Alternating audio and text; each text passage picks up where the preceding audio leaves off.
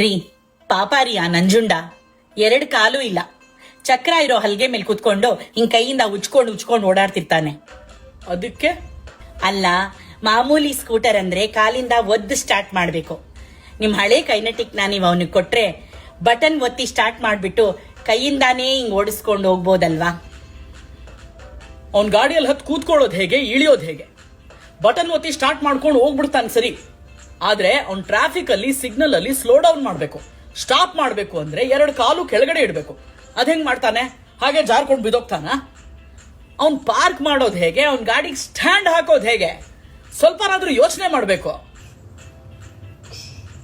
ಹಂಗಾರೆ ಅಪ್ಪೋರೆ, ಯಾರಾದ್ರೂ ಅವ್ನು ಕೂತ್ಕೊಳ್ಳೋದಕ್ಕೆ ಇಳಿಯೋದಕ್ಕೆ ಹೆಲ್ಪ್ ಮಾಡಿದ್ರೆ ಅವ್ನು ಆರಾಮ ಕೈಯಿಂದಾನೆ ಕಾರ್ ಓಡಿಸ್ಕೊಂಡ್ ಬರ್ಬೋದಲ್ವಾ? Why not?